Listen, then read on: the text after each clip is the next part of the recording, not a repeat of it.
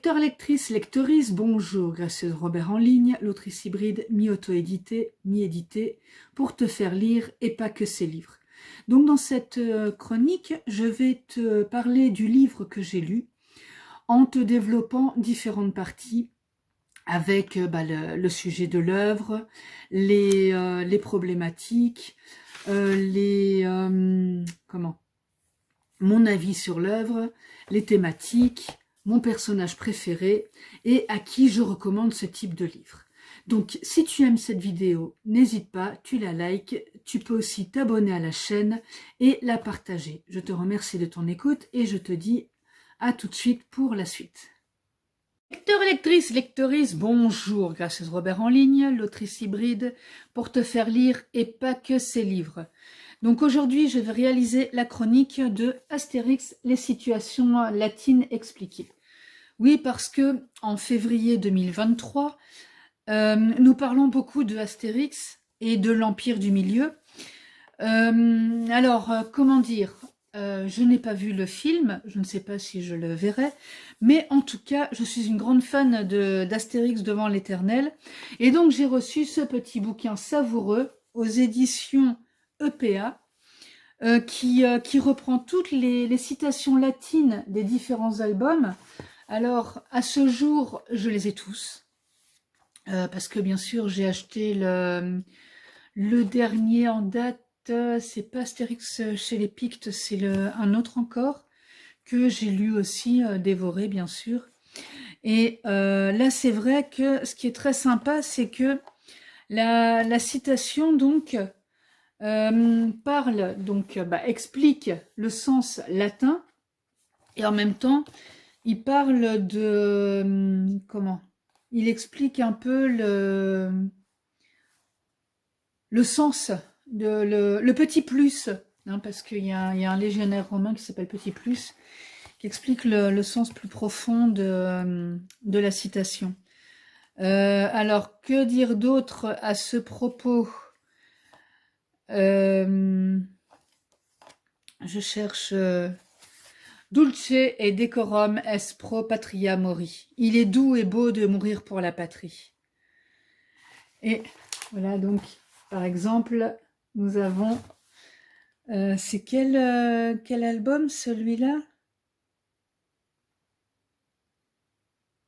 Je ne sais pas, je ne retrouve pas. Il y a l'autre qui est en train de crier.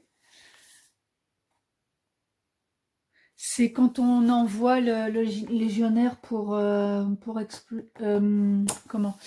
le légionnaire qui vole pour espionner les Gaulois. J'ai oublié le nom de l'album. J'ai quelques problèmes avec les mémoires des noms par moment. Mais c'est vrai que oui, c'est avec les druides. Avec Panoramix, là, c'est le coup du menhir. Quand Panoramix prend un coup de menhir sur la tronche par Obélix. Et donc ils veulent envoyer un Romain en espionnage pour voir si le druide est vraiment hors d'état de nuire, et du coup s'il ne donne pas la potion magique au village, ils pourront peut-être enfin conquérir toute la Gaule. C'est vrai que j'arrive comme ça, moi, avec mes gros sabots, en disant « Ah ouais, Astérix et tout, machin, alors voilà, vous connaissez tout. » Mais pour ceux qui ne connaissent pas la BD, on va peut-être partir un petit peu de la base. Donc Astérix, c'est la BD du petit Gaulois, qui a des aventures avec Obélix, son meilleur ami, et le petit chien Idéfix, qui apparaît, me semble-t-il, au 3e album. J'ai un bouquin aussi qui parle de toute l'histoire d'Astérix, donc de Uderzo et Goscinny. Et le pauvre Goscinny étant mort en 1979, pendant un examen chez son cardiologue pour vérifier l'état de son cœur. Il a fait une crise cardiaque et pouf, il n'y en avait plus.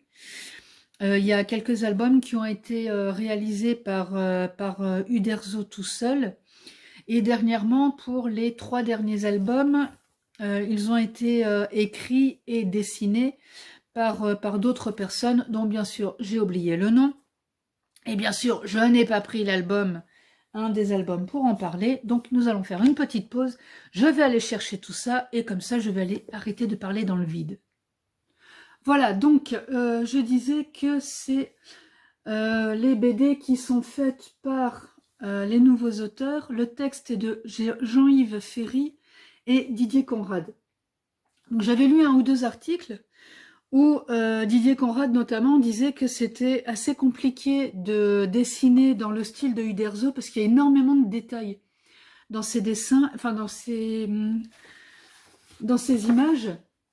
Et c'est vrai que dans dans un petit cadre comme ça, je ne sais plus quel est le terme exact, on va voir l'action principale, mais par moments, on va avoir des animaux qui vont faire des choses, ou on va avoir Idéfix qui va faire un truc, ou voilà.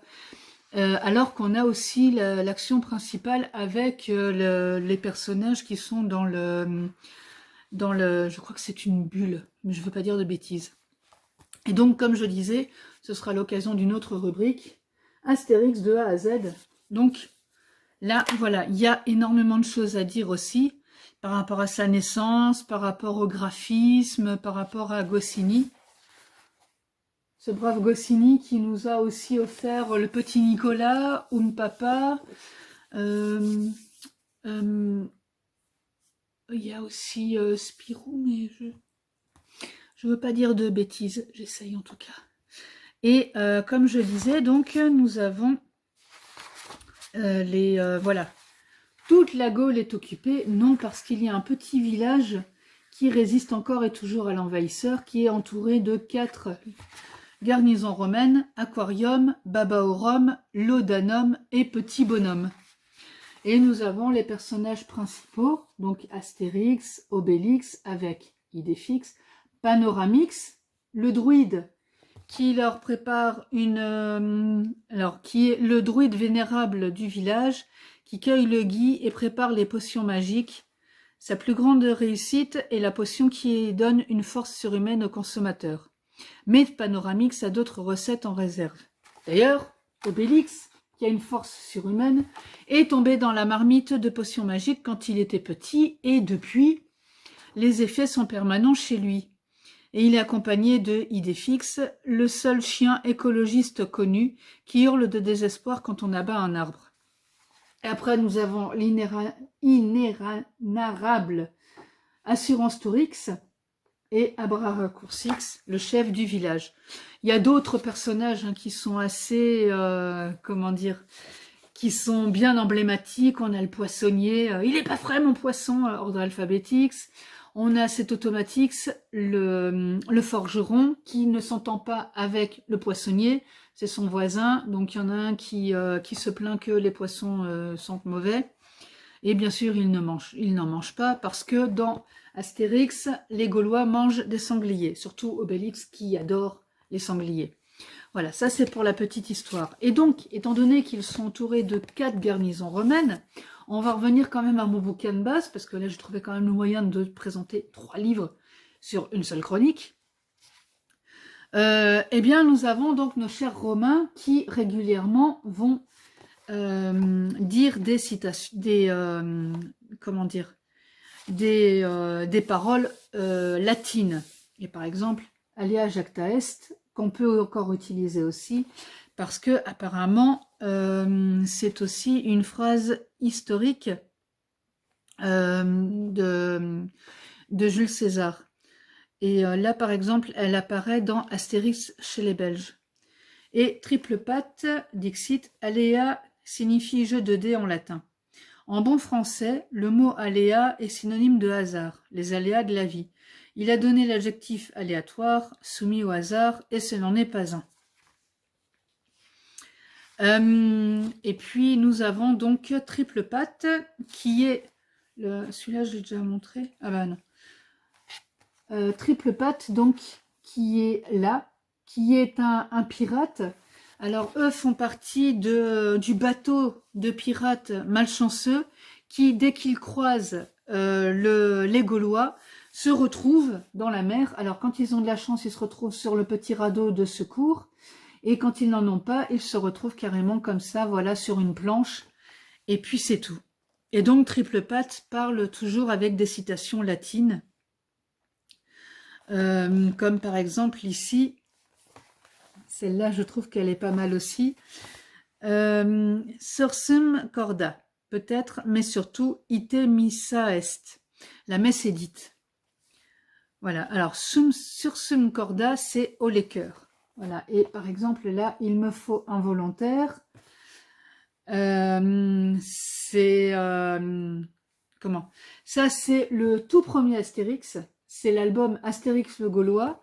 Et c'est quand ils veulent envoyer un volontaire dans le village pour découvrir d'où vient cette force surhumaine qui fait que dès que les Romains essayent d'attaquer les Gaulois, ils se ramassent une fessée monumentale. Voilà, donc avec ce livre et les citations latines, on retrouve plein d'allusions aux différents albums. Alors, à ce jour, nous en sommes à 39, avec Astérix et le Griffon. Un jour, quand j'aurai le courage, je ferai une petite chronique sur chacun. C'est vrai que ce serait pas mal quand même d'en faire une sur Astérix et le Griffon, parce que je l'ai lu et j'ai lu pas mal de retours sur cet album. J'ai trouvé que certains retours étaient assez durs quand même, parce que je trouve que l'album vit avec son temps. Faut pas oublier que Astérix le Gaulois a été créé pour parler aussi de ce qui se passait dans l'époque à laquelle l'album sortait. On a le combat des chefs, où il y a les deux chefs gaulois qui s'opposent. C'est quand même au moment où il y avait les élections de la gauche et la droite. On a plein de choses comme ça qui sont représentatives avec ces Gaulois de ce qu'on vit au moment où la BD sort. Puis ce sont des parodies, on a quand Astérix et Obélix vont en Angleterre, l'anglais qui dit à Obélix secours-nous les mains, et donc parce que shake our hands, ça veut dire ça, mais lui il le prend au pied de la lettre, donc le mec il est comme ça, il se retrouve à faire ça. Et une expression que j'adore reprendre, c'est que donc les Anglais cuisent le sanglier dans de l'eau chaude et de la menthe. Et alors Obélix il dit pauvre bête quand même. Et moi ça m'arrive comme ça par moment quand je mange un truc que je ne trouve pas particulièrement savoureux. Ce qui m'est arrivé en Angleterre notamment, où j'ai mangé des petits pois cuits dans l'eau comme ça sans rien, et j'ai dit pauvre petit pois quand même. Et bien sûr j'avais pensé à Astérix puisque en plus j'étais en Angleterre, donc là ça prenait tout son sens. Voilà, bon je pense qu'on a fait le tour par rapport à ce petit bouquin, qui est vraiment un bouquin très sympa, qui permet de rester dans le monde d'Astérix, mais de se cultiver, parce que là, on a les vraies citations latines, parce que bon, il y a aussi on raconte pas mal de choses par rapport à Astérix, ça n'a jamais été une BD historique, et que je voulais historique. Ils ont créé des personnages, ils se sont amusés autour des personnages, mais voilà, après, il y a toutes les interprétations qu'on peut vouloir utiliser. D'ailleurs, le premier Astérix le Gaulois est né en 1961. Voilà. Donc, entre 1961 et 2022, si je ne me trompe pas, il y a quand même eu quelques années qui sont passées. Et oui, la BD de 2022 parle de situation de 2022 et pas de situation de 1961. Il faut un petit peu vivre avec son temps. Mais il n'empêche que nous pouvons quand même garder nos citations latines, qui sont une grosse base de notre langue française et qui peuvent aussi éviter à des personnes d'écrire par exemple a priori avec un A et accent. Merci. Parce que a priori c'est une expression latine et en latin on n'a pas d'accent. Voilà, c'était le côté grammaire nazi qui ressortait. Et donc, pour terminer avec le livre, parce que je ne peux pas le présenter comme je présente les autres livres habituellement, ça permet de, justement, voilà, comme je disais, d'apprendre des choses de manière ludique et pourquoi pas de replonger dans la BD, parce que par exemple, celui-là, c'est Le ciel lui tombe sur la tête. De replonger dans la BD pour repasser un bon moment de lecture. Je crois que je ne me suis pas présentée, parce que comme d'habitude, j'ai foncé tête la première dans ma chronique.